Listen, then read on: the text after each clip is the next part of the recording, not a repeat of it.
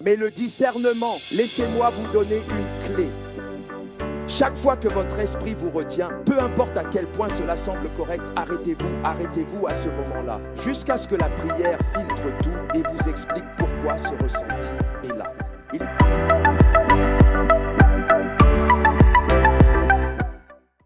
Et amen, veuillez vous asseoir sans distraction, asseyez-vous sans distraction.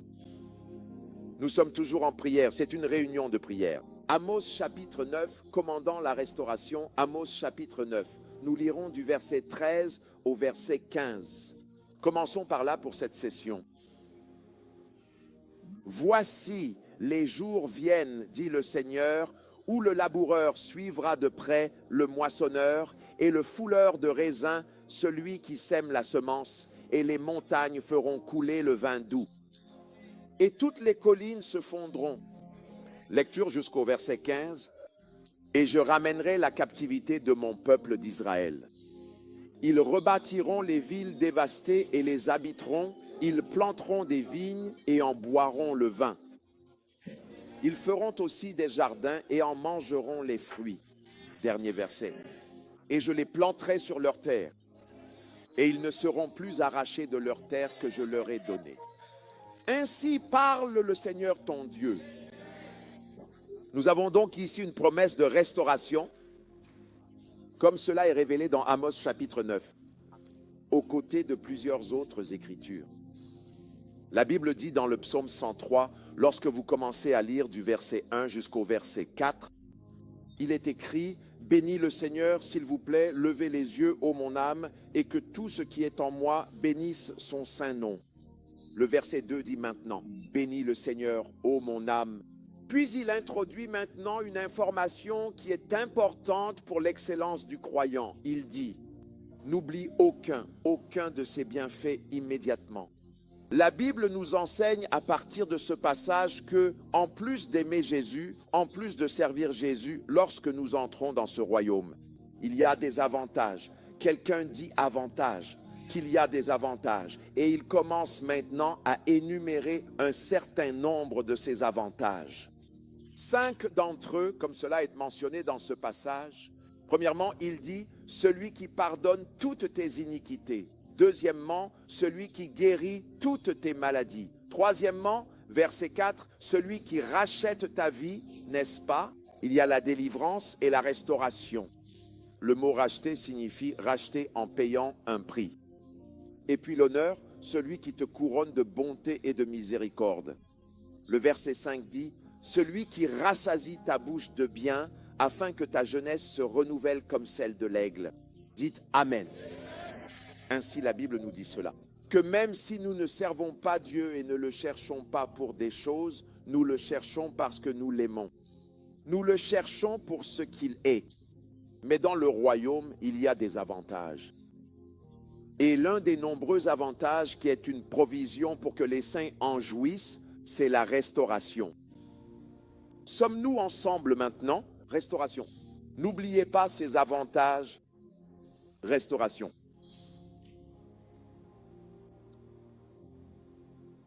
Il existe de nombreux principes qui contrôlent les résultats dans le royaume. Et le point de départ du succès de chaque croyant est d'être conscient que ces possibilités existent. Veuillez suivre attentivement, c'est une réunion de prière.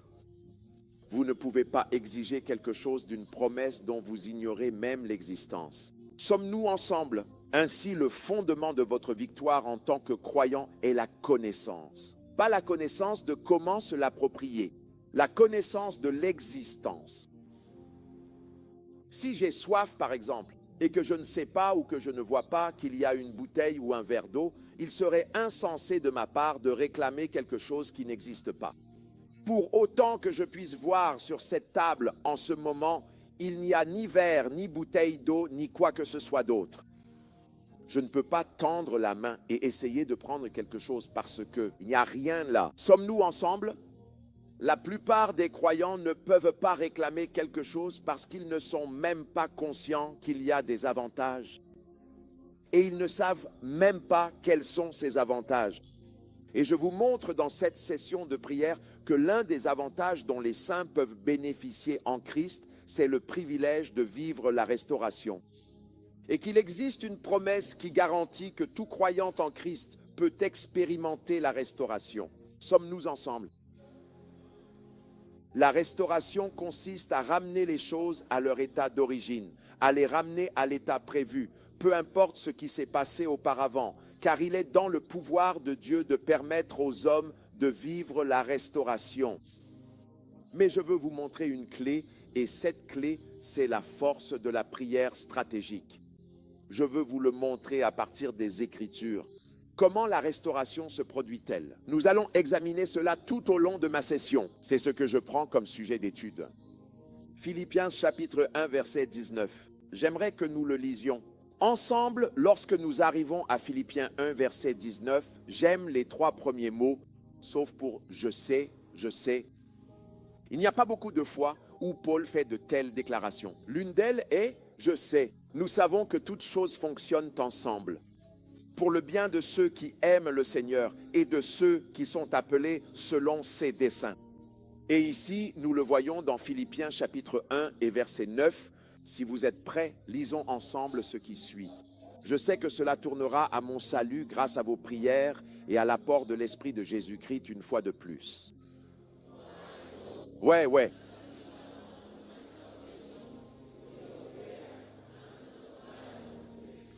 Écriture très profonde et audacieuse.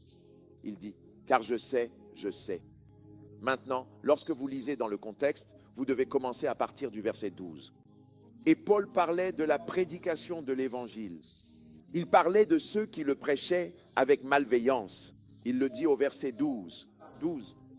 Que les choses qui m'arrivent, la trahison, l'emprisonnement, tout ce que j'ai traversé. Il a dit qu'il s'était produit, au contraire, pour l'avancement de l'Évangile.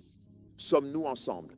Puis il commence à nous dire que certaines personnes prêchent par envie, espérant ajouter à ses chaînes et à sa souffrance, et d'autres prêchent avec sincérité. Mais il dit alors, peu importe la situation, quand nous arrivons au verset 19, il dit, car je sais que tout cela tournera à mon salut. Cette situation tragique, cette situation décourageante, cette situation décevante, cette situation embarrassante, sommes-nous ensemble, qu'il s'agisse d'un retard, d'une maladie ou de toute autre chose? Qu'il existe une provision dans la manière dont Dieu agit avec les hommes, où toutes choses, quelles qu'elles soient, peuvent concourir au salut des saints. Pas étonnant que la Bible dise « comment le formule-t-elle déjà ?» Il dit « toutes choses concourent ensemble, toutes choses, pas seulement les bonnes choses, toutes choses, peu importe ce que c'est, toutes choses peuvent concourir ensemble pour le bien de ceux qui aiment le Seigneur et de ceux qui sont appelés selon ses desseins. » Est-ce que nous apprenons maintenant? Alors il dit, car je sais que cela tournera à mon salut. Et ensuite, il révèle la stratégie.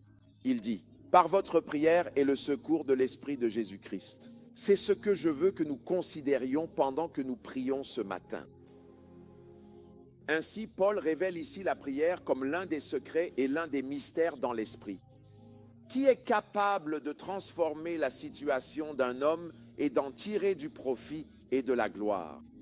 La Bible nous dit déjà que Dieu est capable d'ordonner à la lumière, non pas d'entrer dans les ténèbres, mais de sortir la lumière des ténèbres. Cela signifie que dans chaque situation, peu importe à quel point elle est sombre, la lumière peut en être tirée. Au nom de Jésus-Christ. Et c'est ce que Dieu est en train de faire dans la vie de quelqu'un. Que tout ce que tu vois autour de ta vie, c'est l'obscurité. Mais mon Dieu est capable d'appeler la lumière. D'appeler la lumière hors des ténèbres. Mais il a ordonné que la lumière sorte des ténèbres. Alléluia. Je sais que ceci contribuera à mon salut, ce chômage. J'ai perdu mon emploi. J'ai perdu quoi que ce soit. Cette église est en ce moment même un témoignage de ce passage des Écritures. Que malgré la façon dont l'année a commencé, en septembre, tu te tiens déjà dans la gloire, comme Dieu te l'avait dit le 1er janvier. Que malgré ce qui s'est passé, tu as su élaborer une stratégie dans l'esprit pour surmonter cela, ce qui aurait pu te vaincre et faire croire que la parole de Dieu était un mensonge. Je sais que ceci est une parole pour quelqu'un, je le sais. Peu importe le problème, je sais que ceci, je connais mon Dieu, que cela se transformera en ma délivrance. Et que cela se produit par la prière et l'apport de l'Esprit. En Christ Jésus. Maintenant, laissez-moi vous dire ceci. Beaucoup de croyants prient, mais très peu prient de façon stratégique. Beaucoup de croyants prient, comme beaucoup de croyants cultivent la terre. Comme beaucoup de gens cultivent la terre, il y a ce qu'on appelle l'agriculture amateur locale de subsistance. Ai-je raison? Vous travaillez toujours la terre, mais votre rendement peut parfois être terrible et décevant. Mais il y a ce qu'on appelle l'agriculture mécanisée. Vous travaillez toujours le sol, mais vous avez étudié les facteurs qui permettent aux cultures de produire. Et avec l'agriculture mécanisée, vous pouvez littéralement prédire, avec la précision d'un prophète, que cet hectare de terre produira telle quantité de riz, et vous l'obtiendrez avec une précision numérique, même si le riz n'est pas encore là. Sommes-nous d'accord maintenant? Mais vous êtes capable de prédire. Savez-vous comment vous en êtes arrivé là? En examinant tous les facteurs, il n'est pas nécessaire d'apprendre chaque facteur, mais il y en a quelques-uns. Quand on étudie la génétique et toutes sortes de progrès, même en agriculture, on étudie les composants uniques qui sont responsables des différentes caractéristiques que vous voyez dans les cultures. C'est ainsi que fonctionne la prière.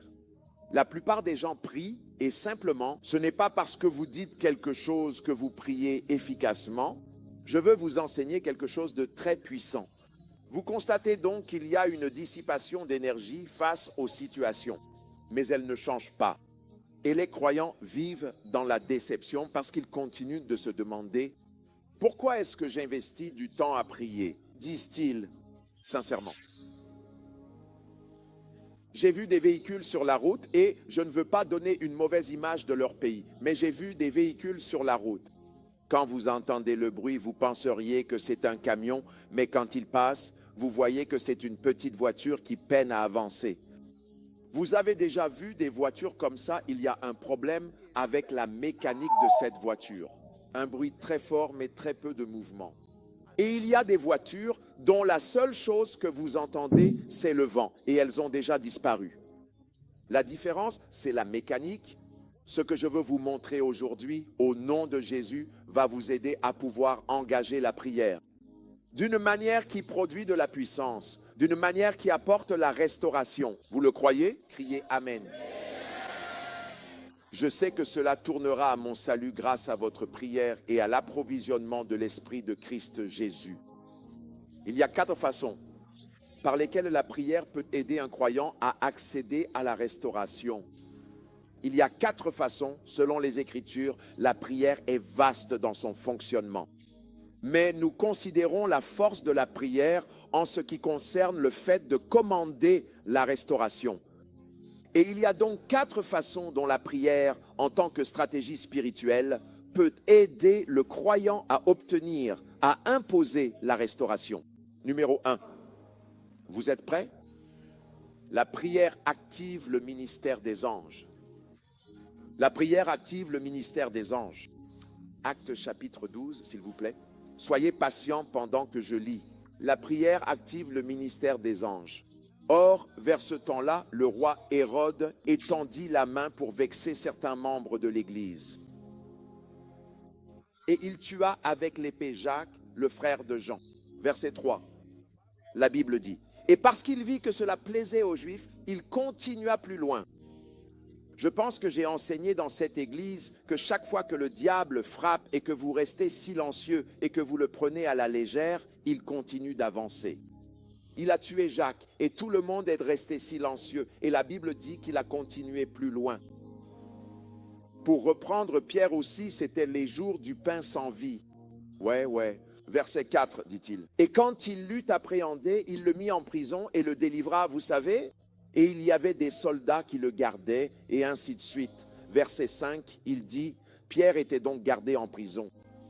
Maintenant, la situation commence à changer. Mais la prière, quelqu'un dit, mais la prière. Encore une fois, dites, mais la prière. Mais la prière fut faite sans relâche par l'Église à Dieu pour lui. Verset 6, la Bible dit, quand Hérode allait le faire comparaître, cette même nuit, Pierre dormait entre deux soldats liés par deux chaînes. Regardez maintenant la réponse à la prière. Et les gardiens devant la porte qui gardaient la prison, verset 7, il est dit, voici, en réponse à la prière, l'ange du Seigneur survint et une lumière brilla dans la prison. Et il frappa Pierre au côté et le réveilla en disant, lève-toi vite. Et les chaînes tombèrent de ses mains. Verset 8. Et l'ange lui dit, ceins-toi et attache tes sandales. C'est ce qu'il fit.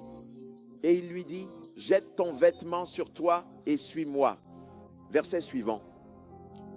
Il sortit et le suivit. Il ne souhaitait pas que ce qui était arrivé par l'ange fût vrai, mais il pensait être dans une vision. Verset 10. La Bible dit, lorsqu'ils eurent franchi la première porte, puis la seconde porte qui s'ouvrit d'elle-même, ils arrivèrent aux portes de fer. Cela mène à la ville. Et lorsque les anges l'eurent amené à la ville, les anges le quittèrent. Nous lisons toujours le verset 11 maintenant. Il dit, lorsque Pierre fut revenu à lui-même, écoutez, il déclara, maintenant je sais avec certitude que le Seigneur a envoyé ses anges à cause de la prière des saints, et qu'il m'a délivré de la main d'Hérode et de l'attente du peuple. Faisons une pause ici un instant. Vous voyez cela? Il a été délivré de la main d'Hérode, mais il a aussi été délivré des attentes. Dans le lieu de la prière, tu peux être délivré des attentes, des mauvais souhaits qui ne se sont pas encore manifestés. Tu peux les avorter dans l'esprit avant qu'ils n'arrivent. Il m'a délivré de la main d'Hérode. Je suis déjà dans la situation. Mais cette prière peut aller de l'avant et arrêter des choses qui étaient déjà programmées pour arriver, des choses dangereuses programmées pour ton mois de septembre, ton octobre, ton novembre, ton décembre, ton année prochaine, tes 10 prochaines années. Mais dans le lieu de la prière, tu peux t'engager d'une telle manière que peu importe ce que tu vois dans l'esprit, cela ne trouve jamais de manifestation. C'est arrêté même avant l'arrivée. La prière est donc à la fois préventive et curative. Que lorsque vous vous trouvez dans cette situation, la prière peut encore faire quelque chose à ce sujet. Mais même lorsqu'elle est encore en train de se former dans le ventre de l'esprit, vous pouvez tuer cette chose avant qu'elle ne se manifeste. Alléluia. Il m'a délivré de toutes les attentes du peuple. Verset 12. Et quand il a considéré la chose, il se rendit à la maison de Marie, la mère de Jean, dont le fils s'appelait aussi Marie, où des gens étaient réunis en prière. Voyez-vous que même jusqu'à la fin de la délivrance, la prière continuait encore? Et Pierre frappa à la porte du portail, et une servante nommée Rhoda vint écouter, verset 14. Et quand elle sut que c'était la voix de Pierre, elle n'ouvrit pas la porte de joie, mais elle courut à l'intérieur et raconta que Pierre se tenait devant la porte. Verset 15, la Bible dit, et ils lui dirent, tu es folle. Mais elle a constamment affirmé que c'était bien le cas. Et ils dirent, c'est son ange. Cela signifie que les disciples, désormais apôtres, n'étaient pas déconcertés par le fait qu'ils s'attendaient à ce que les anges se déplacent à cause de leur prière. Au point qu'ils ont entendu frapper à la porte. Et quand la servante y est allée, ils ont dit, non, ce sont les anges. Ils sont en mission, continuons à prier. Ils ne savaient pas que les anges avaient déjà accompli la tâche. Ils ont dit, ce n'est pas inhabituel que les anges frappent, ils sont en mouvement. Qu'est-ce que cela signifie pour nous? Les anges sont-ils simplement venus comme un témoignage que notre prière produit un effet? Si tu priais et qu'un ange frappait à la porte, n'ouvrirais-tu pas et arrêterais-tu de prier? Et saluerais-tu l'ange? Tu es le bienvenu. Non, ne te laisse pas distraire. Ils sont en mouvement. C'est parce que nous prions qu'ils sont en mouvement. Si nous arrêtons de prier pour aller nous occuper d'eux, alors nous allons interrompre ce pourquoi ils sont venus. Mais ils ne savaient pas que l'ange avait déjà terminé sa mission. Et c'était Pierre, c'est son ange. Verset 16, nous nous arrêtons au 17. Mais Pierre continua à frapper. Et quand ils ouvrirent la porte et le virent, ils furent étonnés. Verset 17. Mais lui, leur faisant signe de la main de se taire, leur raconta comment le Seigneur l'avait fait sortir de prison. Et il dit, allez et annoncez ces choses à Jacques et aux frères. Et il partit et s'en alla dans un autre lieu. Tu prends ce que l'ennemi avait prévu pour le mal et tu le transformes en bien. Tu le transformes en bien.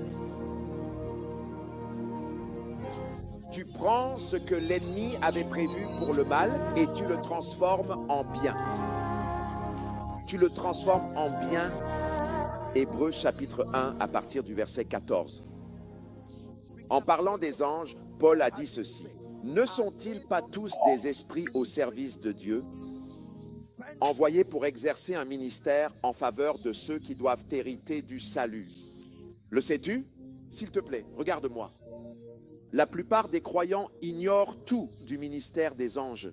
Maintenant, nous savons tous qu'il existe un phénomène appelé ange. Et nous savons tous que c'est vrai, qu'il marche parmi nous. Mais je peux te dire que la plupart des croyants ne croient même pas au ministère des anges. Et cela inclut les prédicateurs. Si un ange frappait à ta porte maintenant, tu serais surpris de voir que tu chasserais cet ange par le sang de Jésus parce que tu as... Non, ce n'est pas un visiteur dont le ministère est accueilli dans ta vie. Et la plupart des croyants se sont retrouvés en position de désavantage parce que nous n'avons pas appris à engager le ministère des anges. La première façon dont la prière agit pour la restauration, c'est d'activer dans ta vie le ministère des anges. Le ministère des anges. Tout au long des Écritures, tu verras que dans le lieu de la prière, il y avait des rencontres avec des anges. Souviens-toi de la tentation de Jésus lorsque tu lis le récit de Matthieu, le récit de Marc, le récit de Luc. La Bible nous dit qu'après que Jésus ait prié, il a été tenté par le diable. Et lorsqu'il a vaincu Satan, la Bible dit que les anges sont venus et l'ont servi ou l'ont fortifié ou l'ont fortifié. Le ministère des anges est réel. Permets-moi de m'adresser à quelqu'un ici. Les anges sont toujours en mission. Les anges sont toujours à Lagos. Les anges. Jacob s'est couché dans Genèse chapitre 28. Et Jacob lui-même a dit qu'il avait fait un rêve. Et il a vu une échelle qui reliait la terre au ciel. Et il a vu des activités angéliques. Des activités angéliques. Chaque fois que les hommes s'ouvrent au domaine de l'esprit, on voit des activités angéliques. La Bible dit qu'ils excellent en force, mais que leurs activités sont régies par les prières des saints. Sommes-nous ensemble maintenant, qu'ils sont envoyés pour servir, pour exercer un ministère? Laisse-moi te dire la vérité, il y a beaucoup de choses qui se produisent physiquement. Vous ne savez peut-être pas qui fait ça, mais il y a des anges qui font cela. Lorsque vous lisez l'enseignement de Jésus sur la moisson et la grande mission, vous verrez que les anges ont un rôle à jouer. Aucune église ne grandit simplement grâce à une affiche ou un panneau d'affichage. Il y a des anges qui sont assignés. Apocalypse 1, verset 1. Laisse-moi te montrer quelque chose. Nous parlons du ministère des anges qui apprend la révélation de Jésus-Christ que Dieu lui a donnée pour montrer à ses serviteurs les choses qui doivent arriver bientôt.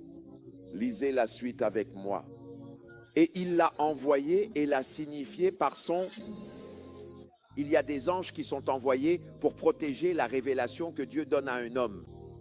Chaque fois que tu enseignes en rapport avec ton office, il y a des anges qui se déplacent pour défendre cette grâce qui t'a été donnée. Donc si c'est un ministère de guérison, au moment où tu commences à parler, si c'est Dieu qui t'a oint, il y a des anges de guérison qui commencent à se déplacer pour apporter la confirmation. Sommes-nous ensemble? Je me souviens de William Branham.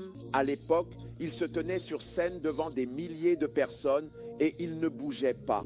Il disait qu'il attendait son ange et tout à coup il souriait et disait « Il est là ». Et avec précision, il commençait à appeler des personnes et à leur administrer le ministère. Maintenant, il ne nous est pas ordonné d'idolâtrer les anges, il ne nous est pas ordonné d'adorer les anges, mais la Bible nous dit qu'ils marchent en partenariat avec la volonté de Dieu. Le ministère de la restauration par les anges. Donc quelqu'un peut pleurer. Seigneur, j'ai perdu un emploi, j'ai perdu mon travail et je sais que tu es capable de restaurer. Et pendant que cela se passe, les anges peuvent être en train de toucher le cœur de votre aide de destinée et provoquer votre rencontre. Maintenant, je vais vous raconter quelques histoires. J'espère que vous avez la foi de croire il y a de nombreuses années, vraiment il y a bien longtemps. À l'époque, à Zaria, nous préparions une croisade. Ceci est une histoire vraie. Je me tiens devant le Seigneur et je ne mens pas. J'étais dans un bus avec un ami. Nous allions déjà rendre visite aux gens du PFN, juste pour organiser la croisade. Et dans ce bus, mon téléphone est tombé. Je ne sais pas où il est passé. Dès que nous sommes descendus, ceux d'entre vous qui connaissent Tabouja, ils appellent cet endroit Mararaba, cette zone-là. Le bus nous a déposés là, puis nous sommes descendus et il avait disparu. Je n'ai pas pu retrouver mon téléphone. Je savais qu'il n'avait pas été volé. Je ne pouvais pas trouver mon téléphone. J'ai alors parlé à mon ami et je lui ai dit, « Écoute, mon téléphone a disparu. » Et il essayait de retrouver le bus, tu sais. Tu n'as pas regardé la couleur ni le numéro de plaque et il courait pour aller le vérifier. Dieu m'est témoin. Je suis debout, je prie en esprit et quelqu'un s'approche de moi en boitant et me rend mon téléphone. J'ai pris mon téléphone et je lui ai dit « Merci ». J'essayais d'appeler mon ami, je me suis retourné et je ne l'ai plus vu. Ne sont-ils pas envoyés pour exercer un ministère aujourd'hui auprès des héritiers du salut? Encore une autre histoire, il y a de nombreuses années, je n'oublierai jamais une expérience qui a bouleversé ma vie chrétienne. Cela m'a choqué, j'ai craint Dieu d'une manière nouvelle. Alors quelqu'un m'appelle, je décroche et la femme commence à me parler comme si nous avions déjà discuté auparavant. Vous pouvez imaginer appeler quelqu'un et poursuivre une conversation. Je n'avais jamais parlé à une telle femme autant que je m'en souvienne. Mais la conversation a continué. Et vous savez, c'est comme, d'accord, comme on en discutait, désolé pour le retard, mais d'une certaine manière, j'ai ressenti dans mon cœur de ne pas demander. Qui êtes-vous? Qui est-ce? Je suis resté silencieux et j'ai poursuivi la conversation. Et la femme continuait de parler comme s'il y avait déjà eu une discussion auparavant. C'était pour la rencontrer et prier avec elle à ce moment-là. Et je pense qu'elle voulait semer une graine puis quelques autres choses.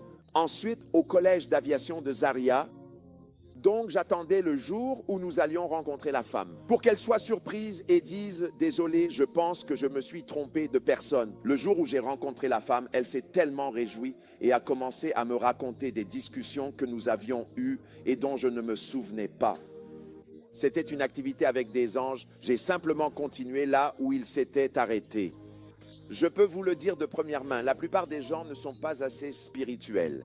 Je suis désolé, ce n'est pas pour vous insulter, mais nous vivons dans une génération tellement charnelle que nous ne croyons même plus que ces choses existent. Le ministère des anges, c'est vrai, Dieu peut envoyer des anges pour protéger.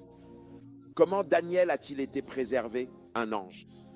Les lions auraient pu le mettre en pièces, mais les anges sont venus et se sont tenus là. Et les lions avaient faim, mais ils sont restés impuissants.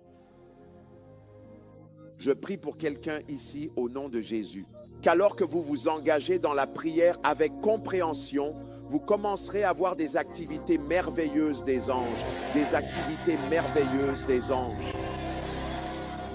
Que vous commencerez à voir, les gens viennent à l'église le dimanche et ensuite ils vous disent, quelqu'un m'a dit, viens dans cette église. Qui est ce quelqu'un? Aucun nom. Le ministère des anges. Le ministère des anges. Je peux vous raconter des histoires de rencontres avec des anges. Notre première croisade, la toute première croisade que nous avons eue, nous sommes arrivés là-bas et nous étions vraiment perdus quant à ce qu'il fallait faire. Où était-ce la deuxième? Je pense que c'était la deuxième croisade. Quelqu'un s'est simplement approché de moi. C'était dans un village et il s'est approché de moi et voici ce qu'il m'a dit. Il a dit, prends un bus et prends un mégaphone. Il a dit, fais le tour de la ville et fais de la publicité. Et c'était tout. Je n'ai jamais revu cet homme. Jamais revu cet homme. Des événements mystérieux. J'ai vu des gens guéris à l'hôpital. C'est une histoire vraie. Une fois que les médecins les soignent, il est évident que la situation est décourageante. Et quand les médecins partent, ils vous diraient qu'un inconnu est entré, ils pensaient que c'était un autre médecin portant une blouse blanche, portant n'importe quoi.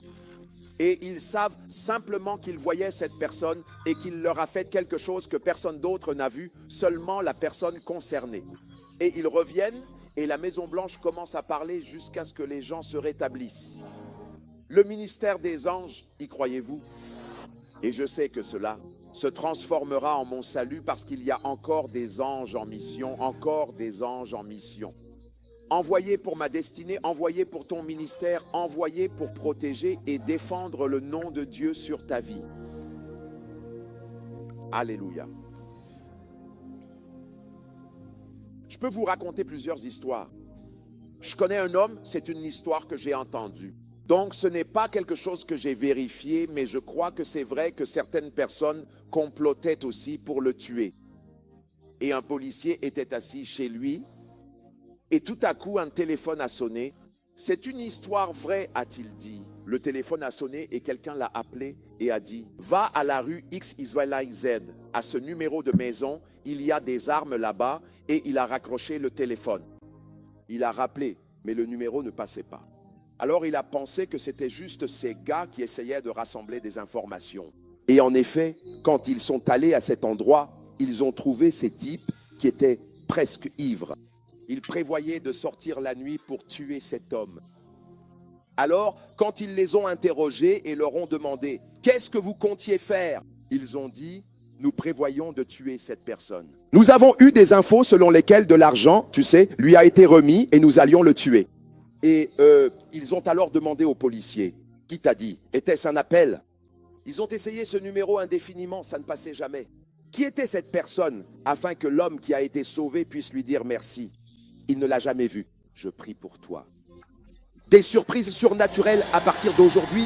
Des surprises surnaturelles à partir d'aujourd'hui. Alléluia. Des expériences surnaturelles, des expériences de l'esprit. Je peux vous raconter des histoires de personnes dont la voiture fonctionnait très bien et à un moment donné, la voiture est simplement tombée en panne. Ils ont essayé de démarrer la voiture encore et encore, mais elle refusait de démarrer et ils se demandaient quel était encore le problème. Ce blocage, et quelques minutes plus tard, ils ont appris qu'il y avait des braqueurs qui volaient quelque part. Dès que la police est arrivée, ils ont essayé de démarrer la voiture. Elle a redémarré sans problème. Sais-tu qu'il y avait un ange qui a empêché l'âne d'avancer? En fait, jusqu'à ce que Dieu ouvre les yeux, il y a certaines restrictions qui ne sont pas démoniaques, mais angéliques. C'est comme si on essayait de dire « il y a un problème, il y a un problème, il y a un problème ». Tu as essayé d'organiser la réunion, mais ça ne marche pas. Dieu est en train de dire qu'il pourrait y avoir quelque chose là-bas qui deviendra un désastre. C'est juste que la plupart des croyants manquent de discernement et n'ont pas été formés. Pour collaborer avec les anges, pour collaborer avec les anges, pour collaborer avec les anges, le ministère des anges, qui l'apprend?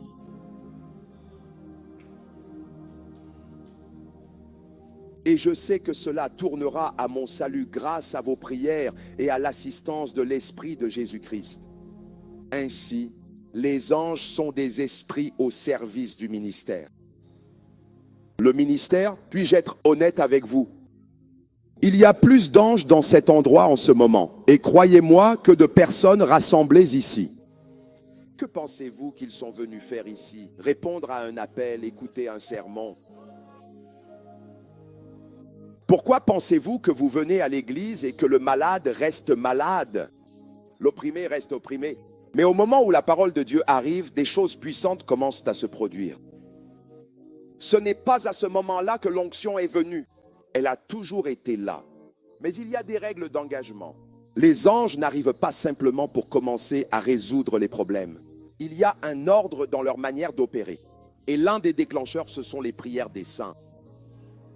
Quand les saints ne prient pas, même si Jacques est un apôtre, il peut partir ainsi. Et ils se sont dit, nous ne laisserons plus cela arriver. Quand ils ont arrêté Pierre, la Bible dit qu'ils ont commencé à prier. Et l'ange a dit, maintenant, nous pouvons agir. Alléluia. La Bible dit, vous êtes venus à la montagne de Sion. Étudiants de la Bible, revenons à la parole.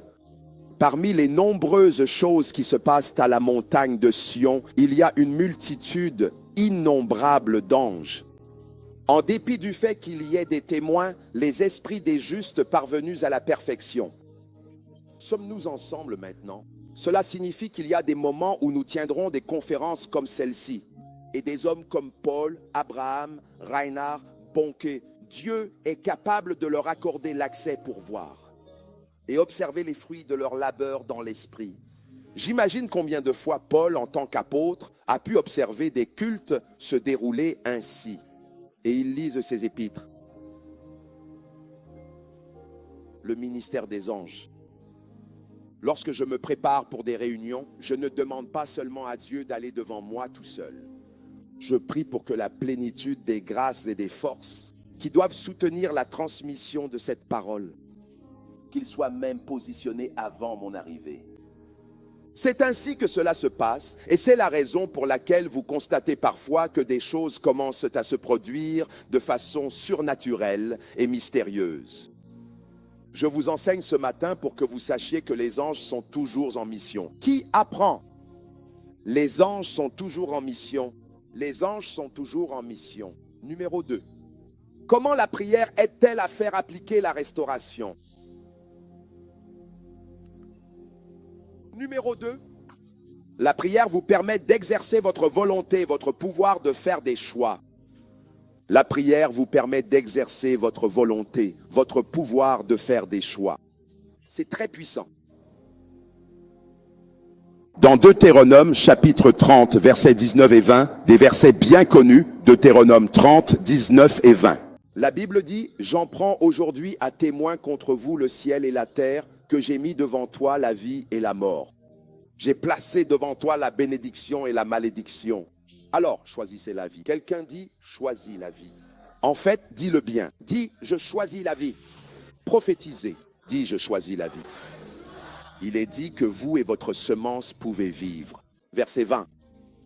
Il est dit que tu peux aimer le Seigneur et obéir à sa voix, afin que tu jouisses de longs jours et que tu habites dans le pays qu'il a juré à ton père.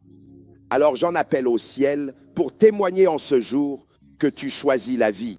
Alléluia. Job chapitre 22, verset 28, il est dit, déclare-le afin que tu sois justifié. Alléluia. Job 22, verset 38, verset 28, Job 22, 28. Tu décréteras aussi une chose et elle s'accomplira pour toi. Ésaïe chapitre 43, verset 26. Il est dit, déclare-le afin que tu sois justifié. Ésaïe 43, 26. Déclare-le afin que tu sois justifié. Donc, lorsque tu t'engages dans la prière, Ésaïe 43, 26, 4, 3 et 26. Chaque fois que tu t'engages dans la prière, cela te donne l'opportunité d'exercer ta volonté. D'exercer ta volonté. J'espère que tu sais que Dieu a fait de l'homme un agent moral libre. Sais-tu ce que cela signifie? Depuis que Dieu t'a donné une volonté, il devient bibliquement incorrect que Dieu t'impose quoi que ce soit dans ta vie. Même pas le salut. Au prix de ton destin éternel, il te laisse le choix. Je le dirai avec humour, si je souffre et meurs pour toi sur la croix, tu dois me choisir. Tu dois me choisir, je ne peux pas mourir comme ça, pour rien. Sommes-nous ensemble tant que tu es en vie? Non, tu dois récompenser ce sacrifice. Et pourtant, Dieu est capable de dire que même si le salut t'appartient, tu peux choisir par un acte de ta volonté de dire « Je vois ce que tu as fait sur la croix. Mais je choisis la mort et il l'honorera. » Il a dit « Voici, je me tiens à la porte de ton cœur et je frappe, le véritable propriétaire, le véritable créateur, et je frappe. » Quand tu pries, tu exerces ta volonté. Au nom de Jésus-Christ, je déclare la restauration, que mon septembre, mon octobre, mon novembre, c'est toi qui exerces ta volonté. Je décrète et je déclare, le Seigneur est ma lumière et mon salut. De qui aurais-je peur? Je déclare qu'aucun mal n'approchera de ma demeure. Sommes-nous ensemble? Je jouis de la longueur des jours. Je jouis de la paix. Tu es un homme de Dieu. Tu parles sur ta marche. C'est de gloire en gloire au nom de Jésus-Christ. Le Seigneur ajoute chaque jour à moi et à la congrégation tous ceux qui doivent être sauvés. Ils sont transformés. Lorsque tu parles, tu vois, tu autorises le ciel et le royaume de l'esprit à agir conformément à ce que tu déclares. Garder le silence revient au même que de parler négativement. Garder le silence équivaut à une confession négative. Que les rachetés du Seigneur m'aident, maison de David, que les rachetés du Seigneur, que les oints du Seigneur, que les guéris du Seigneur, que les élevés du Seigneur, que les restaurés du Seigneur. Dites-le, dites-le, faites des déclarations, dites-le. Tu te lèves le matin et tu parles à ta journée. Au nom de Jésus, je déclare que la main de Dieu est sur ma vie. Je bénéficie de la faveur sur mon lieu de travail, la faveur dans le ministère. Je rencontre des aides de destinée, stratégiquement placées par la sagesse de Dieu. J'agis avec sagesse avec eux pour mon profit. Alléluia. Il y a une réunion du conseil qui est clairement organisée pour t'antagoniser. Tu ne restes pas assis à passer des appels à l'aveugle dans la chair. Non, tu commences par faire des déclarations. D'abord, au nom de Jésus, je décrète et je déclare que l'ange du Seigneur marche devant moi. Il y a de la confusion dans le camp de l'ennemi. La Bible dit, la verge du méchant ne reposera pas sur le lot du juste, de peur qu'il ne tende la main vers l'iniquité. Je décrète et je déclare que j'échappe au plan du méchant, comme l'oiseau avant le piège de l'oiseleur. Tu crois ce que tu entends. C'est ainsi que nous régnons dans ce royaume. Si tu ignores cela, tu en paieras le prix de ta vie. Il y a des personnes qui envoient des paroles comme des huissiers pour les accueillir dans une journée glorieuse, un destin glorieux, tandis que d'autres subissent simplement les événements. Et ils entrent alors dans une journée remplie de flèches qui volent en plein jour. Ces flèches sont des paroles, ce ne sont pas des métaux. Les flèches qui volent de jour, ce sont des paroles. Oh, que quelqu'un soit déçu aujourd'hui. Ainsi parle un enchantement quelque part. Et avant que cela n'arrive, il y a un mur qui bâtit une garnison. Tu marches protégé par des paroles, protégé par des mystères. Assurément, ils se rassembleront. Mais parce que leur rassemblement ne vient pas du Seigneur, ils seront dispersés. Ils viendront d'une seule manière et seront dispersés en scène. Alléluia. Il y a une situation difficile devant toi, tu ne t'assois pas pour te lamenter comme un non-croyant. Et donc c'est ainsi que ma vie sera? Non, Daniel chapitre 2. Alors le secret fut révélé à Daniel.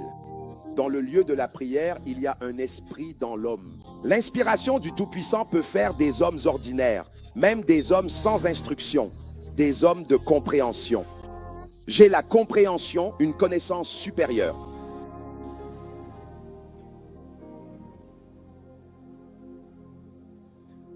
Comment la prière active-t-elle la transformation? Parce que dans le lieu de la prière, tu as l'opportunité de collaborer avec l'esprit de grâce. Tu actives ton pouvoir de choisir, ton pouvoir de choisir. Si tu gardes le silence, la vie fera le choix à ta place. Et oh mon cher, tu ne veux vraiment pas voir la variété de problèmes que la vie peut t'organiser si tu ne fais pas tes propres choix. Je refuse d'entrer dans une destinée à laquelle je n'ai pas contribué par mes paroles. Non, non. Nous avons appris cela de Job. Des arrangements ont été faits autour de la catastrophe de Job et il n'a pas participé à ce processus. Pas moi. S'il s'agit de ma destinée, je dois faire partie du processus de décision. Alors, qu'est-ce que tu prévois pour mon octobre, novembre, décembre? Oh, le diable prévoit un accident. Le diable prévoit des ennuis là-bas. Malheureusement, je n'approuve pas ce modèle. Dieu m'a donné une volonté. Et même Dieu a choisi d'honorer ma volonté. Alors, aucun diable ne viendra opposer son veto à ma volonté et laisser les choses arriver comme ça.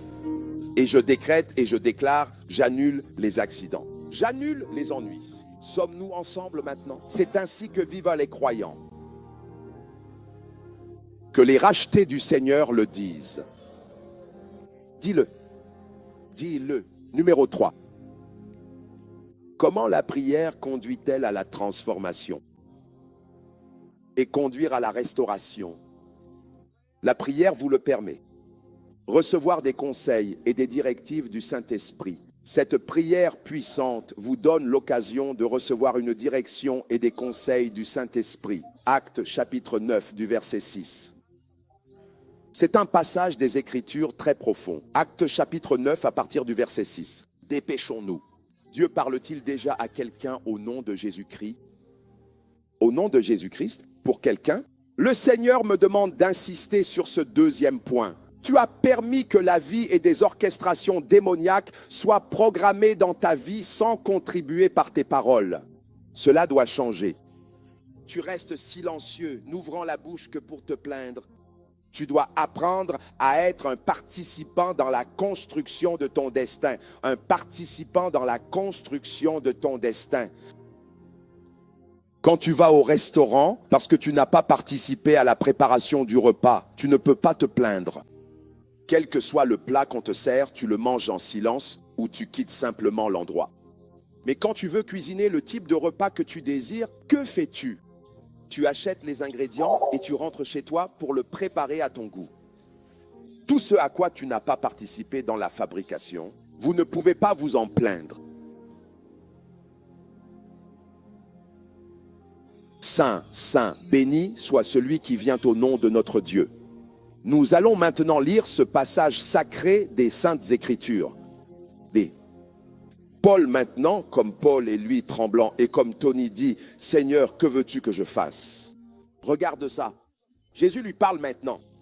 Et l'Éternel lui dit, « Lève-toi, entre dans la ville et on te le dira. On vous indiquera ce que vous devez faire. » Verset 7, dépêchons-nous. Et les hommes avec Johnny racheté restèrent sans voix, entendant une voix.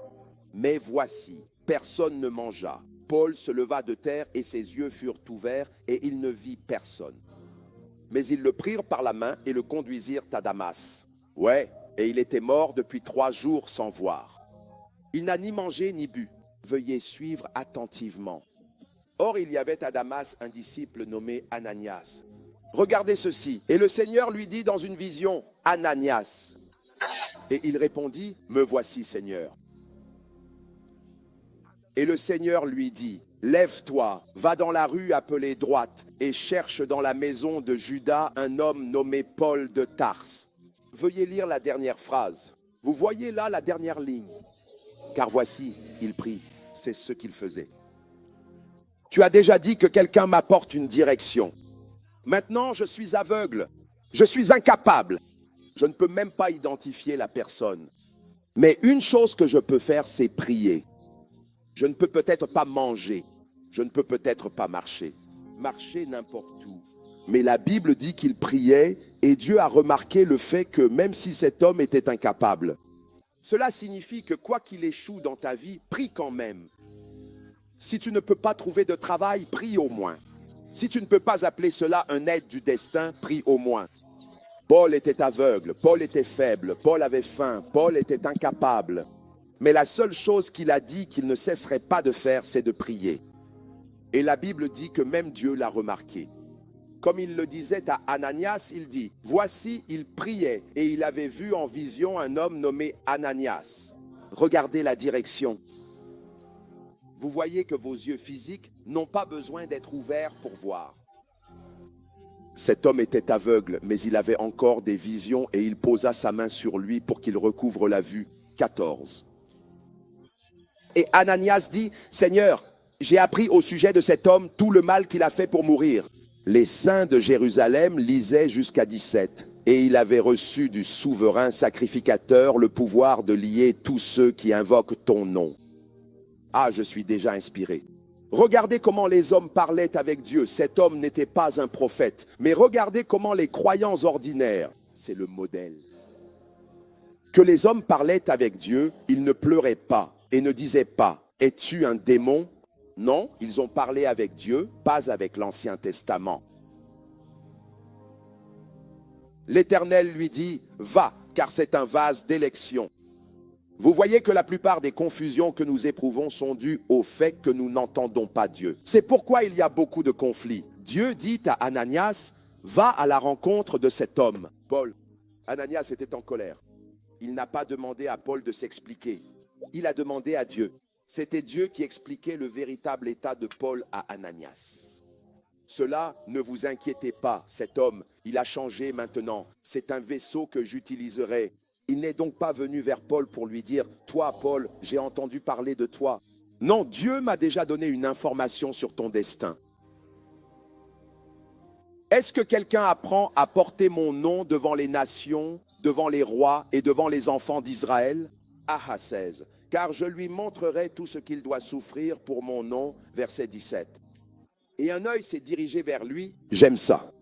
Il entra dans la maison et lui imposant les mains, dit, frère Paul, Seigneur, Jésus qui t'est apparu, regarde quelle sorte de confiance tu as. Comment peux-tu t'adresser à un homme que tu n'as jamais rencontré? J'ai dit, le Jésus que tu as vu m'est aussi apparu. Et il m'a dit de continuer là où il s'est arrêté. Avec toi, que je t'impose les mains, que tes yeux s'ouvrent et que tu sois rempli du Saint-Esprit. Quelle précision! Que Dieu restaure cette dimension dans le corps du Christ. Qu'un employé puisse potentiellement être dans la pièce, dans le lieu de prière. Et Dieu lui dirait, va dans cette rue, tourne à gauche. Quand tu tournes à gauche, prends ton CV avec toi. Il y a un homme à qui j'ai déjà dit que tu viens. Sommes-nous ensemble maintenant? Et pendant que le patron est là, Dieu lui dit, il y a un jeune homme qui arrive. Ce jeune homme est orphelin. Ne lui fais pas perdre son temps. Dès qu'il arrive, donne-lui un emploi. Et dès que vous vous rencontrez tous les deux, il y a une connaissance dans l'esprit, pas de confusion, pas de perte de temps. Es-tu le jeune homme que Dieu a envoyé? Oui, monsieur. Prouve-moi que c'est bien toi. Voici le CV, dit-il. Je viendrai avec. Il s'est passé quelque chose il y a un mois. De retour à la maison, je priais, je me préparais pour le service et le Seigneur m'a parlé, il a ouvert mes yeux et j'ai vu 2 jeunes femmes. Et le Seigneur m'a dit que j'allais rencontrer ces jeunes femmes à l'église et que lorsque je les rencontrerais, je devrais les aider pour leurs études. Ou que toutes les 2 étaient orphelines, alors je l'ai simplement noté. J'avais fini de voir des gens et j'étais maintenant en train de recevoir les personnes qui faisaient la queue. Et voilà que les 2 jeunes femmes sont arrivées, je les ai regardées et je souriais. La puissance de la direction, je souriais. Et puis je les ai simplement écoutées comme si je ne savais pas quoi faire et elles m'ont parlé. L'une a dit qu'elle était orpheline, l'autre a dit qu'elle était orpheline aussi. Immédiatement, j'ai appelé mes collaborateurs, j'ai dit, à partir de maintenant, pour cela, ce que nous allons faire, vous faites ceci. Vous voyez à quel point tout devient facile quand on peut entendre Dieu. Je pense que c'est le serviteur de Dieu, l'évêque Wedeko, qui dit cela. Il voyageait à la recherche d'une terre, là où se trouve aujourd'hui la terre de Canaan. Quand ils arrivèrent, le Saint-Esprit lui dit, « C'est ici? Savez-vous comment vous êtes arrivés là ?» La famille de David. Je suis sûr que votre pasteur vous a raconté comment il est arrivé à cet endroit. C'est une merveille. En regardant la main de Dieu, je peux voir que la direction par l'Esprit est puissante. Oui, je me souviens de la première fois où je suis venu ici. C'était même avant tout cela, en regardant cela. Mais il pouvait voir quelque chose que lui seul pouvait voir, comme quelqu'un qui est à l'église maintenant et que Dieu peut lui parler. Ton aide destinée vient juste d'arriver à Lagos. Et je ne parle pas d'entendre n'importe quoi. Je parle d'une véritable audition avec des preuves. D'accord, mon aide destinée est arrivée. Seigneur, que dois-je faire? Et le Seigneur dit, commence à prier. Et un appel arrive. Et ils disent, s'il vous plaît, pouvez-vous venir recevoir quelque chose? Le recevoir? Un homme te regarde et dit, as-tu un travail? Quelque chose en moi me dit que je devrais t'aider. Ce n'est pas quelque chose, c'est une orchestration intelligente dans l'esprit. Tu prends ce que l'ennemi avait prévu pour le mal et tu le transformes en bien. Tu le transformes en bien. Tu prends ce que l'ennemi avait prévu pour le mal et tu le transformes en bien. Accepte Acte 13, 1 à 3. Je vais t'en donner un de plus, puis nous prierons Acte chapitre 13. Regardez ça maintenant. Il y avait dans l'église d'Antioche certains prophètes et docteurs comme Barnabas et quelqu'un qu'on appelait Nègre, vous savez, et Lucius de Cyrène. Et tous ces noms qui avaient été évoqués avec Hérode, le tétrarque et Paul. Verset 2. Regardez ceci, dit la Bible. Alors qu'il servait le Seigneur et jeûnait, vous voyez que prier et jeûner, le Saint-Esprit a dit. Le Saint-Esprit a dit. Pas à une seule personne, dit-il. Séparez-les tous, il l'avait. Mettez-moi à part, Barnabas et Paul, pour l'œuvre à laquelle je les ai appelés. Verset 3. Et lorsqu'ils eurent achevé de jeûner et qu'ils eurent prié, ils imposèrent les mains. Aucune confusion. Combien de réunions du conseil d'administration aboutiront à des résolutions rapides et pacifiques s'ils entendent Dieu? Il n'existe pas de vote unique, 5 sur 8. Que Dieu leur ait parlé, séparez-moi, Dieu leur a parlé. Voici le prochain leader de prière, Dieu leur a parlé. Aussi naïve que soit cette femme, c'est la prochaine adoratrice prophétique, formez-la, investissez en elle. Sais-tu que tu peux gaspiller de l'argent dans les affaires et jeter de l'argent à tout va simplement en utilisant l'intelligence? Mais lorsque tu es guidé par le Seigneur, tu as une précision laser, même sur tes finances. Et ne laissez pas des personnes naïves et ignorantes vous faire croire que tout cela n'est que du discours d'église. Votre réalité dépend de votre conviction. Si vous ne croyez pas que Dieu peut vous guider avec ce niveau de précision, alors vous souffrirez toute votre vie en faisant beaucoup d'essais et d'erreurs. Sommes-nous ensemble?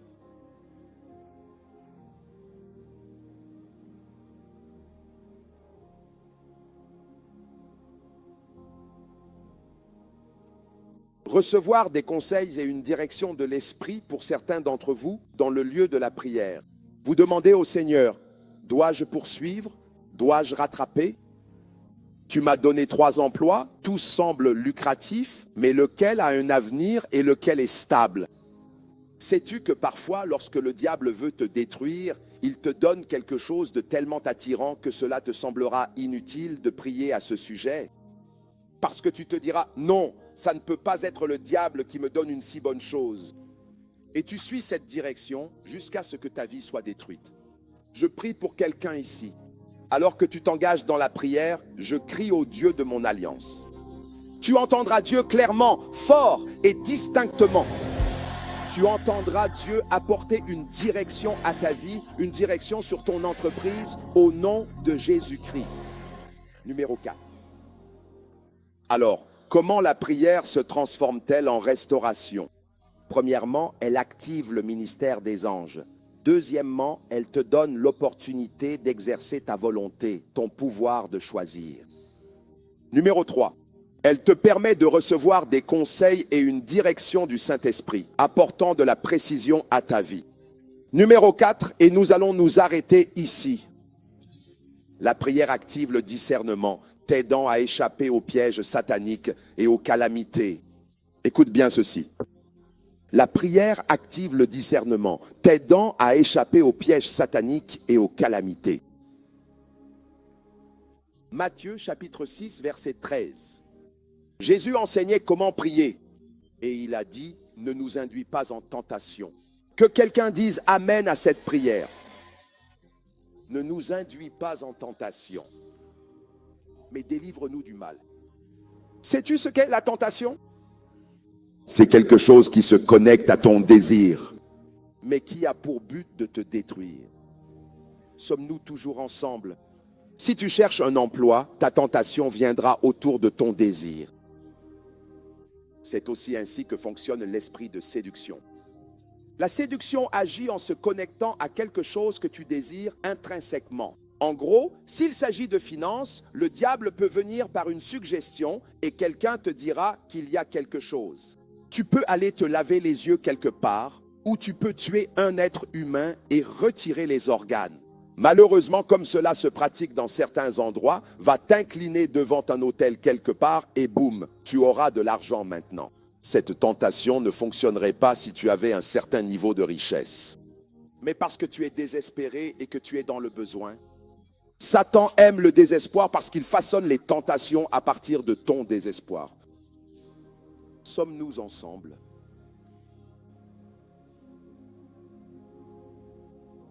La femme de Job a été influencée par un esprit démoniaque, évidemment, pour tenter son mari, même si c'était une bonne femme, elle a dit, Pourquoi t'accrocher à ton intégrité? Maudis Dieu et meurs. Job aurait pu dire que c'est une bonne idée. Je veux dire, pourquoi est-ce que je vis encore? J'ai tout perdu maintenant, je suis couvert de toutes sortes de plaies, alors maudire Dieu et mourir. Mais il a dit, non, pourquoi parles-tu comme l'une de ces femmes insensées? Et il a commencé à dire, même s'il me tue, continuerai-je à le tenter? Le louerai-je? Quand Satan est venu voir Jésus dans le désert, savez-vous ce qui s'est passé? Parce que Jésus avait faim, ayant jeûné pendant 40 jours et 40 nuits. Quelle était la nature de la tentation? Premièrement, transforme ceci en pain. Fais quelque chose à propos de ta faim. Tu es trop puissant pour rester affamé. Pas après la fin de ton jeûne. Fais quelque chose à ce sujet. Et tu aurais dit, c'est une excellente idée. Ça m'est même venu à l'esprit que je peux transformer des pierres en pain. Je ne vais pas seulement transformer des pierres en pain. Je vais transformer des pierres en poissons, en pain et en poissons. Je dis que c'est un repas sain. Certains d'entre vous ont déjà faim de pain et de poisson. C'était un repas très sérieux à cette époque.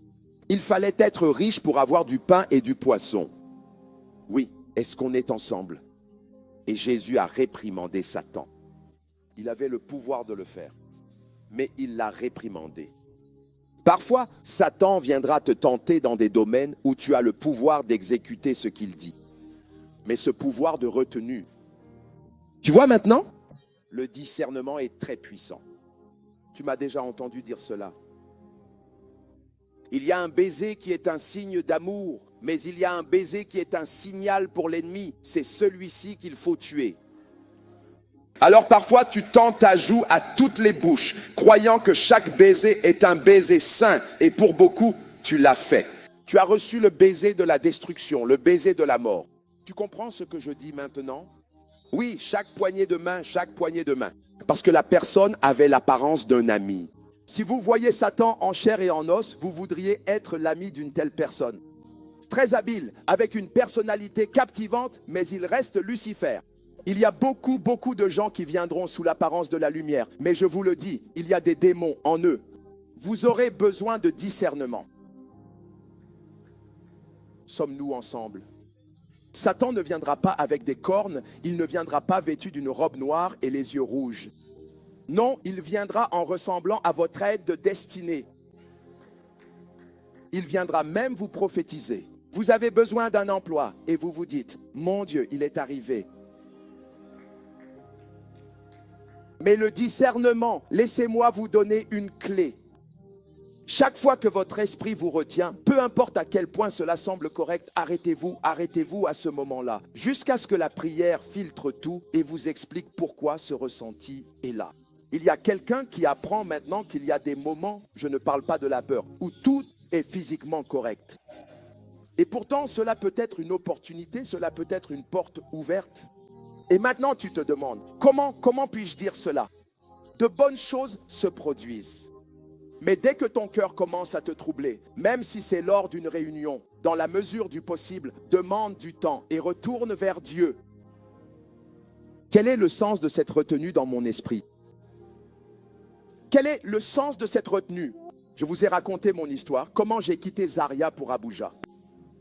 Je veux dire, c'était un moment où le ministère à ce niveau-là, c'était le sujet de prière de tout le monde. Des gens venaient du monde entier malgré la situation de crise. Je veux dire, Dieu se glorifiait d'une manière très humiliante. Et au milieu de tout cela, je terminais un service puissant. Et c'était comme si mon esprit, c'était comme si je devenais un étranger dans un endroit que j'aimais tant. Je n'ai pas pu comprendre pendant des années. Je continuais à rejeter, je me disais, c'est juste le diable qui se fâche parce que des âmes étaient sauvées. Mais c'est resté là encore. C'est resté là encore. Reste en prière aussi longtemps que ce sentiment persiste. Reste en prière aussi longtemps que ce sentiment persiste. Depuis le jour où j'ai amené cet homme, un partenaire d'affaires, c'est un homme bien, il n'a rien fait de mal. Mais pourquoi cette retenue? Je me lève le matin et il y a cette retenue. J'ai besoin d'aller au lieu de prière. Et quand tu pries, tu pries. Parfois, il se peut que la personne ne soit pas mauvaise. Il se peut qu'elle soit liée à des forces qui ont une implication prophétique sur ta destinée. Vous ne le savez peut-être même pas jusqu'à présent. Quand Dieu libère le peuple, vous voyez cela, la retenue. Laissez-moi vous dire que cette connaissance de l'esprit et cette retenue sont un puissant instrument de discernement. Pour beaucoup de gens, cela a fait la différence entre la vie et la mort.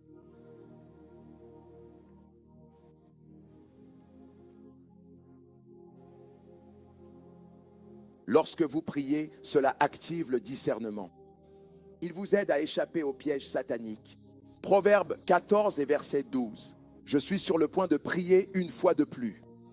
Proverbe 14 et verset 12. Il y a un chemin, maison de David, je vous en prie, écoutez-moi. Il y a un chemin qui semble droit à un homme. C'est une limitation pour tous les hommes. Il y a un chemin qui semble droit à un homme. Avec tout le respect que je vous dois et sans vouloir vous faire sentir mal, il y a une façon dont vous pouvez vous asseoir et calculer. Et dire, d'ici janvier, si je pars m'installer au Canada ou en Amérique, quelqu'un que j'ai rencontré un jour m'a promis qu'il me donnerait un emploi. Maintenant, tu es en train de planifier. Honnêtement, mais si tu ne soumets pas ce plan devant le Seigneur, tu feras beaucoup d'erreurs coûteuses. Ce n'est pas le plan. Ce qui est en cause, c'est de savoir si tu présentes ou non ce plan dans la prière. Et Dieu commence à le corriger et dit, celui-ci fait partie de ta destinée, mais pas maintenant. La vision est correcte, mais le timing est mauvais. Attendez. En 2013, j'ai commencé à avoir juste un désir dans mon cœur de déménager à Abuja. Vous voyez, c'était dans le plan prophétique, mais le moment n'était pas opportun. Et je me souviens que j'ai eu une vision. J'ai vu un avion, le nom du ministère était écrit dessus. Il a quitté Zaria pour Abuja. Juste au moment où il était sur le point d'arriver à Abuja, il s'est écrasé.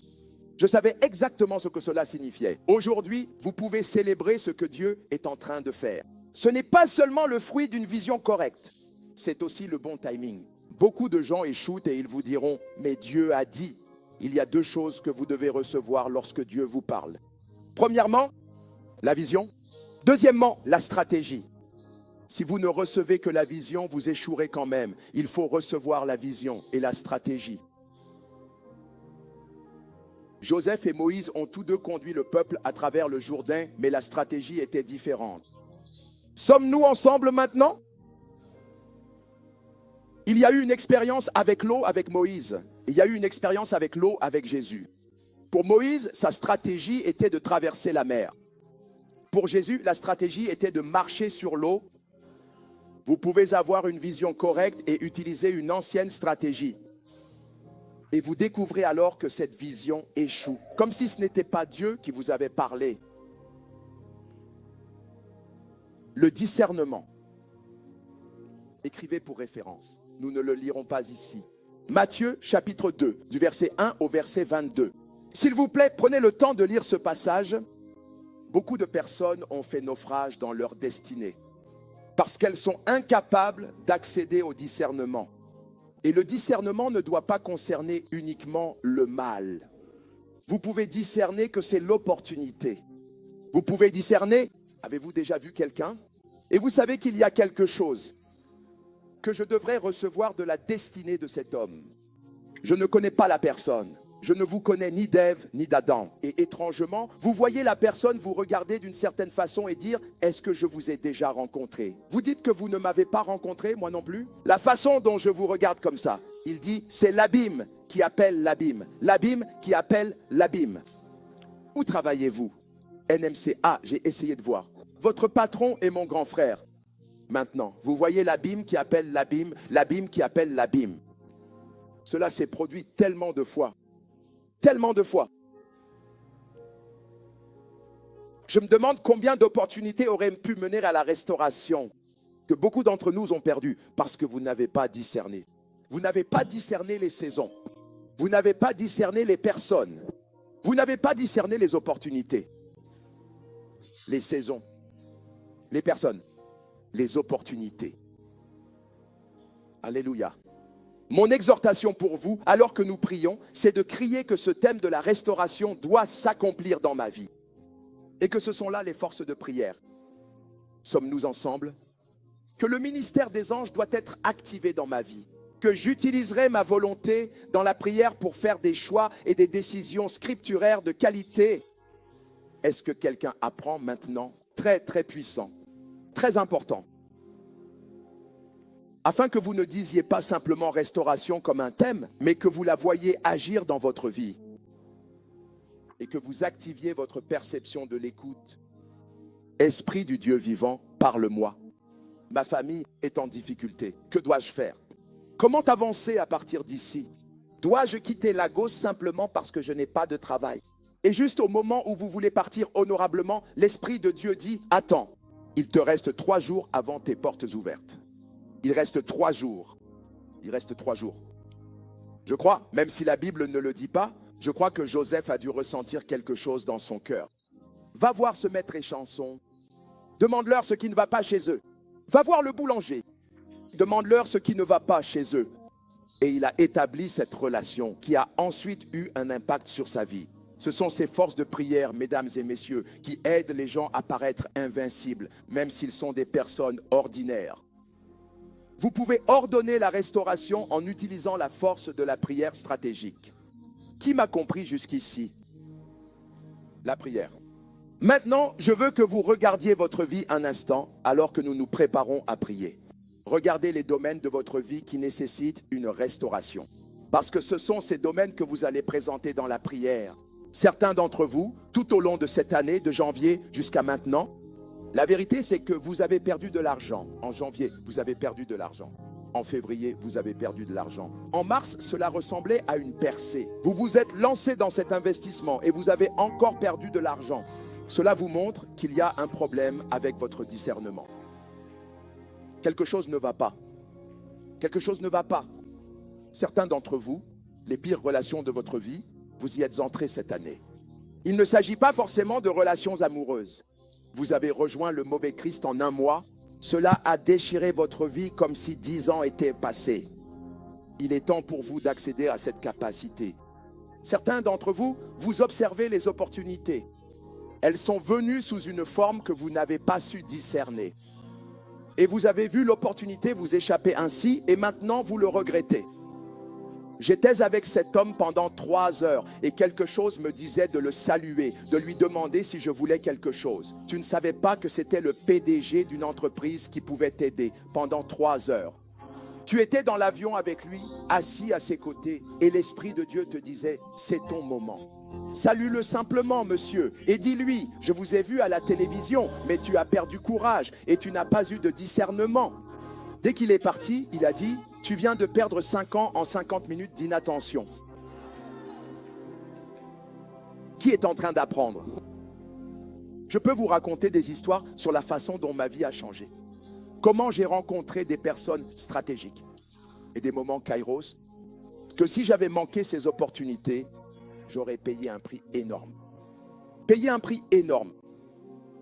Payer un prix énorme. Je me souviens d'un homme, il y a des années, il est maintenant parti rejoindre le Seigneur. Une fois, je l'ai rencontré.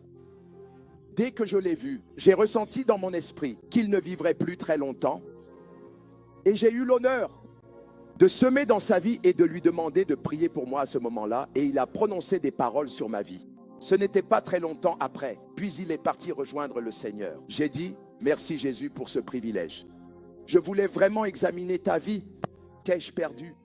Parce que je n'ai pas entendu Dieu? Quelle opportunité, quelle grâce. Même pour vous qui êtes dans le ministère. Se pourrait-il? À quel charme suis-je attaché qui m'a égaré et a causé tant de problèmes dans ma vie? Qu'en est-il des hommes d'affaires? Qu'en est-il des personnes en carrière? Est-il vrai que Dieu est si infidèle? Non. Vous n'avez pas compris la dynamique. Mais la bonne nouvelle, c'est que si vous ne pouvez pas profiter du progrès, vous pouvez profiter de la restauration. Si tu as perdu l'opportunité de progresser, Dieu t'a parlé par sa parole. Dieu t'a parlé par son serviteur que cette année, tu connaîtras l'avancement. Mais tu ne l'as pas encore vu parce que tu ne savais pas comment l'activer. Tu peux imaginer l'ange disant, active-nous, nous sommes là pour servir, nous sommes là pour servir. Tu te lèves le matin, pas de prière. Tu te lèves la nuit, pas de prière, réunion de prière. Juste au moment où tu veux venir, Le diable utilise un ami pour te distraire parce qu'il voit la gloire arriver jusqu'à ce que tu échoues. Puis il dit, tu peux maintenant aller à la réunion de prière parce que le but était de t'empêcher d'entrer dans une saison de Kairos. Que quelqu'un commence à prier en esprit pendant que tu es assis. Mets-toi en colère dans ton esprit.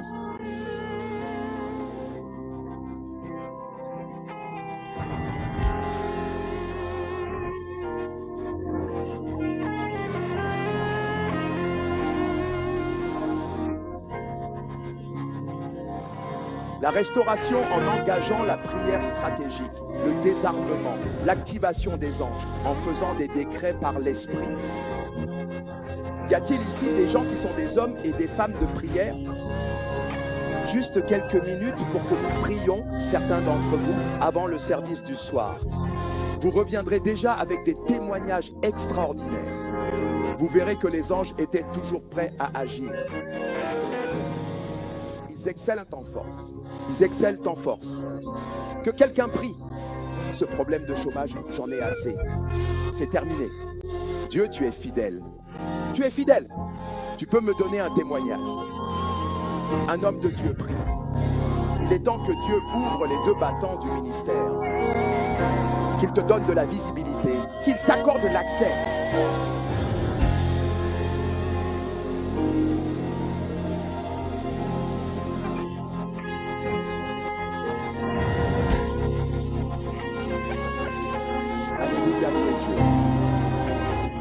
Maintenant, s'il vous plaît, accordez-moi quelques minutes.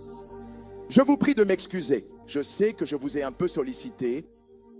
Ésaïe 32, verset 15.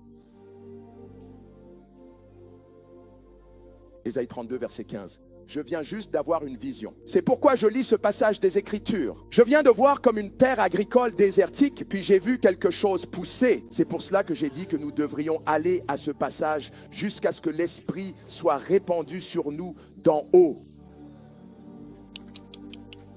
Et alors, le désert, un lieu de vide, un lieu de sécheresse, un endroit dépourvu d'opportunités, de beauté et de couleurs. La Bible dit qu'il deviendra un champ fertile. Et ensuite, le champ fertile peut passer au niveau supérieur, où il devient une forêt. Pour certains d'entre vous, vous êtes au stade du désert. Certains d'entre vous ont déjà connu une plage, un champ fertile. Mais Dieu veut faire de vous une forêt. Nous allons prier dans ce sens.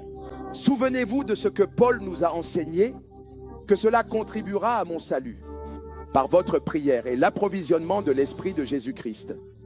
Ouvrez la bouche pendant une minute et commencez à déclarer sur chaque désert. Allez, croyant, prie.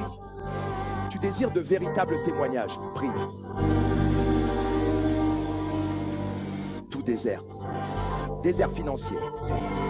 Désert ministériel, maison de David prie, désert relationnel, tout ce qui ressemble à de la sécheresse dans ma vie, une sécheresse profonde dans ma destinée, une sécheresse persistante dans ma carrière, une sécheresse qui m'affecte profondément. Écoute la parole du Seigneur, deviens un champ fertile, et d'un champ fertile, une forêt. Prends une minute, juste une petite minute pour te recueillir et prier. C'est un moment précieux pour te connecter, exprimer tes pensées les plus profondes et trouver un peu de paix intérieure. De même, prends une minute pour parler, pour échanger avec quelqu'un, partager tes sentiments ou simplement écouter. Ces instants de communication sont essentiels pour renforcer les liens et se sentir moins seul. Prends une minute pour déclarer.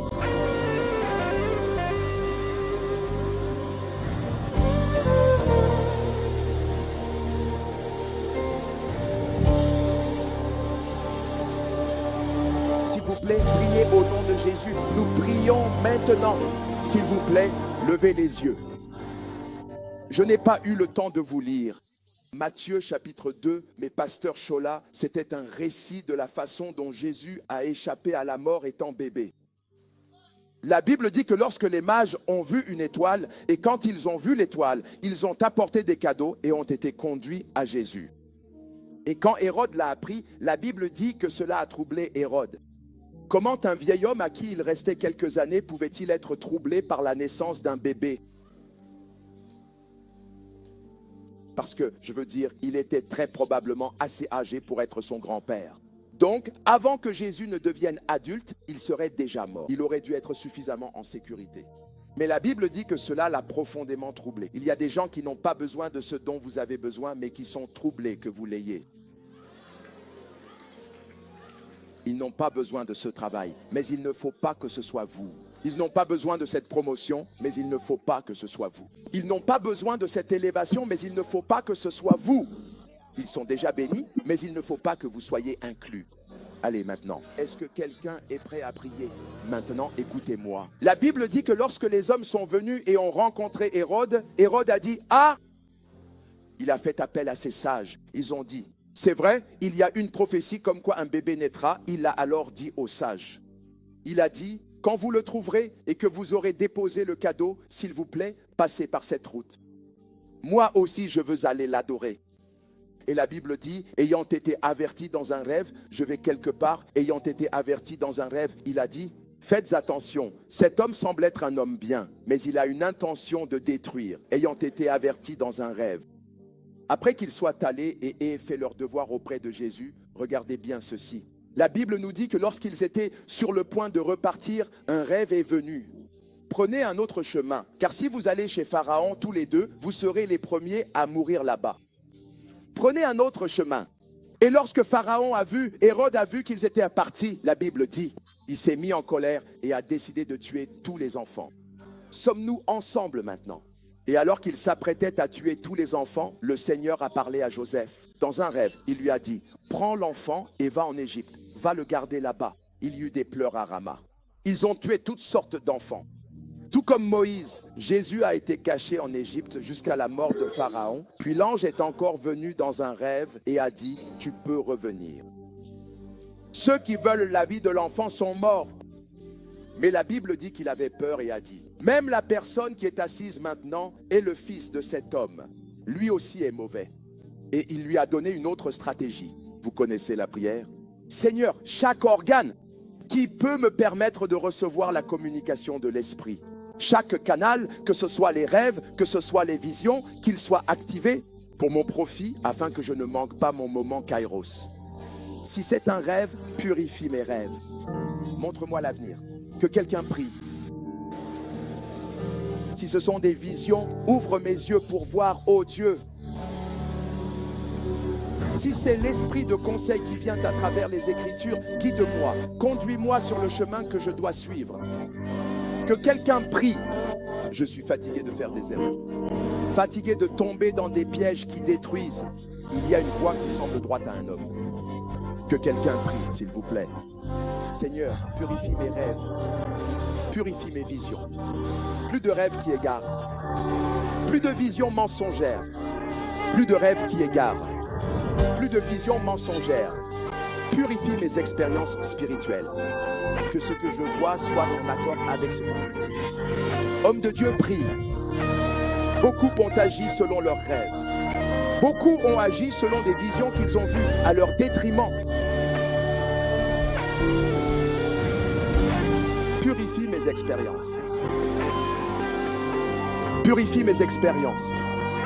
Là où ton rêve a été détourné par des esprits familiers.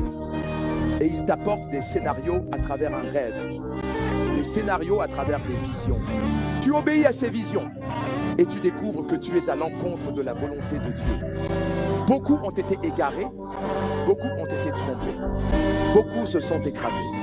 À cause de ce qu'ils ont vu. À cause de ce qu'ils ont entendu. À cause de ce qu'ils ont perçu.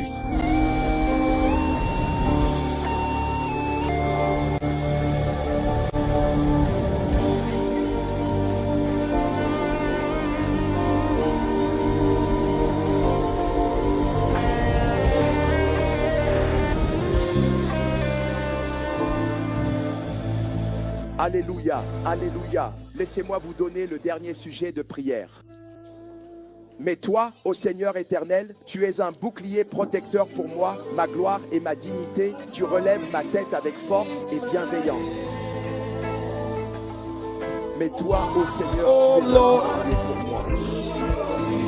Ma gloire, celui qui relève ma tête. Et toi, ô Seigneur, tu es véritablement le bouclier. Ma gloire, tu relèves ma tête. Tu es celui qui nous soutient et nous fortifie. Mais toi, ô Seigneur éternel, tu es notre bouclier protecteur pour moi, mon refuge, ma gloire qui la relève de ma tête. Tu es celui qui me restaure et me donne l'activité. Nous aurons encore d'autres discussions sérieuses lors des prochaines sessions, mais permettez-moi de dire ceci comme dernier sujet de prière. Quand Dieu veut t'apporter la restauration, je parle toujours de la prière. Il y a des moments où ce n'est pas votre prière. Philippiens 1, 19. Mais je sais que cela tournera à mon salut. C'est moi qui ai besoin du salut. Mais la vérité est que je suis trop faible pour prier. C'est ta prière qui m'aide. Il y a des moments où vous n'avez peut-être pas le niveau d'intelligence spirituelle nécessaire pour vous engager de manière profitable dans l'esprit. Quand Dieu veut te montrer sa miséricorde, il transfère le fardeau de ta percée à un croyant plus expérimenté et laisse une personne rester là. Dans ton cas, c'est ton salut, mais c'est ma prière. Qui apprend? Il dit, cela tournera à mon salut, mais par ta prière. Il a dit, frère, priez pour nous. Maintenant, écoutez, chaque croyant doit être formé à la prière. Priez, mais permettez-moi de vous dire ceci. Selon l'intégrité des Écritures, il existe certains défis qui nécessitent un haut niveau d'intelligence spirituelle pour naviguer les voies dans l'esprit. Une combinaison d'autorité, d'alliance avec Dieu et d'un historique de persévérance. Et si Dieu dépend de ta maturité spirituelle à ce moment-là, cette prière risque de ne jamais être exaucée parce que tu es perdu. Quant à savoir quelle dynamique activer dans de tels moments. La grâce de Dieu prend ton fardeau et le confie à un croyant qui a une plus grande stature dans l'esprit et dépose ce fardeau sur cette personne. Sommes-nous ensemble maintenant? C'est l'un des bienfaits d'avoir des intercesseurs. Peu importe à quel point tu es loin, il y a des moments où il faudra que les frères prient pour toi. Parce que les dynamiques, le type de combat spirituel que tu dois mener parfois, est-ce que quelqu'un apprend maintenant? Je dis cela parce que je veux proclamer des paroles sur ta vie. C'est bien de prier toi-même, mais permets-moi de te dire, n'en arrive pas au point d'ignorer la contribution des grâces. En ce qui concerne le fait de commander la restauration, il est dit, ils sont livrés en proie et personne ne dit « rends ». Il doit y avoir une voix qui dit « rends ». Même si tu es professeur de médecine, le jour où l'on doit t'opérer, c'est peut-être même ton propre étudiant qui réalisera cette opération. Oui, tu es professeur, mais puisque tu es sur le lit d'hôpital, tu resteras allongé calmement et tu laisseras un autre te soigner. Le fait de connaître Dieu personnellement est un avantage, mais il y a des dons qu'il a placés dans le corps comme système de sa miséricorde. Je veux proclamer des paroles sur quelqu'un. Dieu est pressé, il n'attendra même pas la session du soir. Il veut changer les sommets au-dessus de la destinée de quelqu'un qui est prêt à recevoir au nom de Jésus le Fils du Dieu vivant. Il est dit, et je sais que cela tournera à mon salut. Par ta prière, permets-moi, par le privilège de la miséricorde de Dieu, de prier pour toi. Que, au nom puissant de Jésus-Christ, tout obstacle persistant qui a obstinément refusé de bouger dans ta vie, au nom de Jésus, par cette grâce divine, par cette onction puissante, par le privilège inestimable de l'élection de la grâce, que cette montagne cède maintenant, à l'instant même. Montagne financière, cédez maintenant. Montagne relationnelle, cédez maintenant. Je te parle que le Dieu de mon alliance se lève pour toi. Qu'il se lève pour toi. Qu'il se lève pour toi. Qu'il se lève pour toi. Qu'il se lève pour tes enfants. Qu'il se lève pour toi. Au nom de Jésus. Alléluia. J'ai lu un passage dans la Bible. C'était dans le livre de Joseph, mais le Seigneur m'a inspiré ce passage. C'était une parole avec Dieu et c'est l'une de mes alliances avec Dieu. Il est écrit, aucun homme ne pourra tenir devant toi tous les jours de ta vie. Je me tiens sur la grâce dans cette maison et je parle à quelqu'un. Les hommes et les systèmes qui combattent la prophétie sur ta vie au nom de Jésus, parce que tu es venu à cette conférence de restauration, je déclare qu'ils s'écartent de ton chemin, qu'ils s'écartent de ton chemin, qu'ils s'écartent de ton chemin, qu'ils s'écartent de ton chemin. Qu'il s'écarte de ton chemin au nom de Jésus. Est-ce que tu augmenteras ma grandeur et me consoleras de tous côtés? Je prie pour toi. Là où tu as été bloqué, où tu es resté à la même place depuis janvier jusqu'à maintenant, dans le ministère, bloqué dans les finances, bloqué par la parole de la prophétie, je te parle, avance. Sur la montagne de Sion, il est dit, écoute bien, il y aura la délivrance et la sainteté. Alors les fils de Jacob posséderont et non simplement seront conscients de leur possession. Il y a une grâce pour être conscient, mais il y a une grâce pour posséder. Je prie pour toi, tout ce dont tu es déjà conscient et qui fait partie de ta destinée prophétique, je relâche la grâce de posséder. La grâce de posséder. L'emploi que tu as vu dans ton rêve, la grâce de posséder. Les biens que tu as vus, la grâce de posséder. Les territoires que tu as vus, la grâce de posséder. Les dimensions dans l'esprit que tu as vues, la grâce de posséder. La grâce de posséder. Alagos va y possède. Au nom de Jésus-Christ.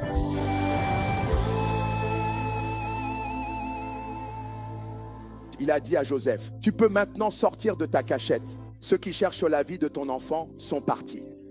Tous ceux qui cherchent ta vie, ton aide, ta pertinence, ton influence, au nom de Jésus, que cela cède le passage maintenant. Let your power, Holy Ghost power, rest on me.